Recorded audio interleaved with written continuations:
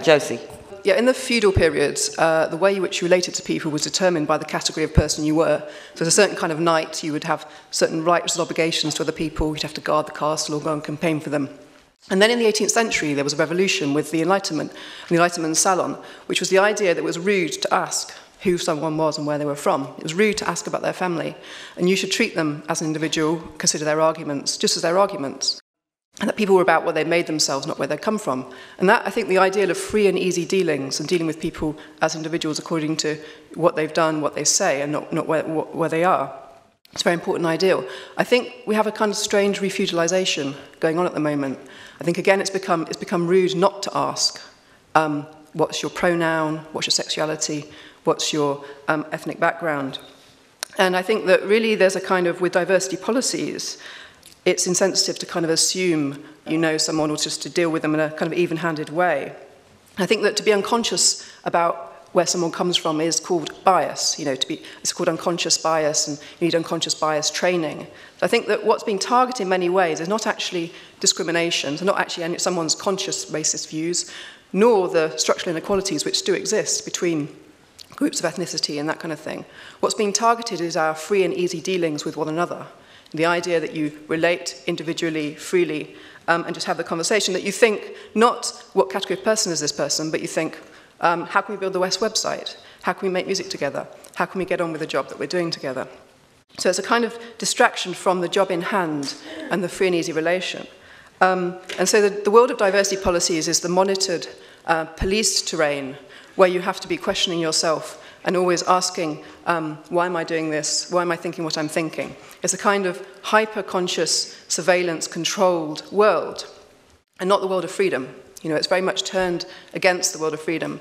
And so it's a kind of new bureaucratization of relations, whereby people deal with categories and not directly face-to-face. This very much destructures not only organizations, but also states' relationships to the public.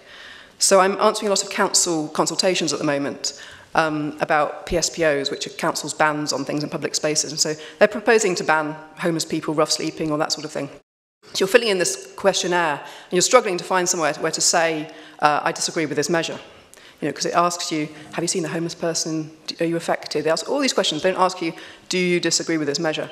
But then you get to the end, and there's a long list of questions about your sexuality, your gender, your ethnicity, your religion, like majority of the questionnaire.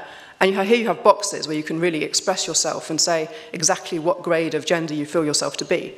But the state, in a way, is relating to people in their most passive aspect.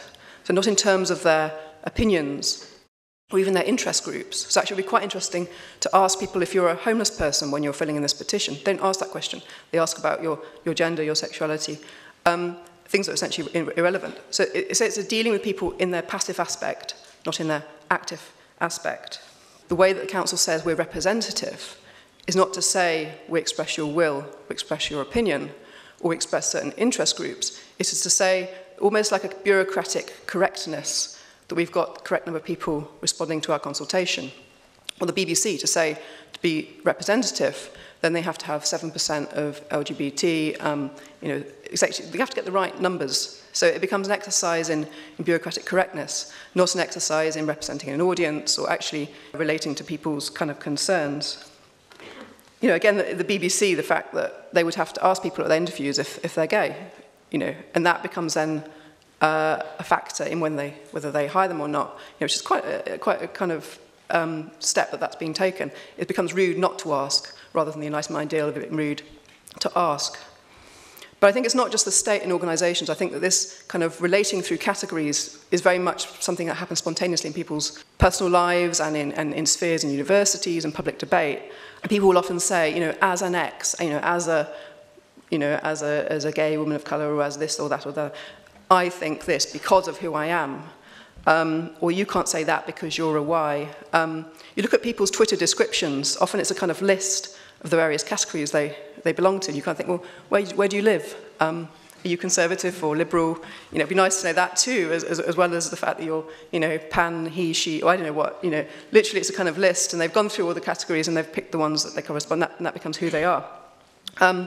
So I think people relate through the category and not directly face to face, but also it becomes it becomes the way they relate to themselves as well, and the way they think about themselves, which is in many ways thinking through a tick box, thinking about yourself through a tick box, and not actually as your inner life and someone with aspirations and things that are really actually unique to you as an individual.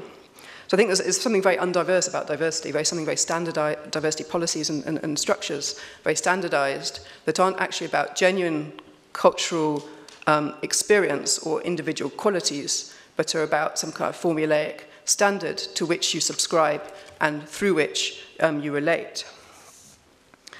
So I think this is a kind of refeudalization, but it's obviously not feudalization proper, in the sense that a lot of these categories are quite arbitrary, and I mean, some relate to past inequalities, some are just invented. You know, you kind of look through a list of gender categories on Facebook, and no one knows what a lot of these things mean. And you know, I think that there is a kind of fantasy quality to it. And it's not really about these being real divisions in social life. It's almost just what they represent is a turn away from that Enlightenment ideal of free and easy dealings.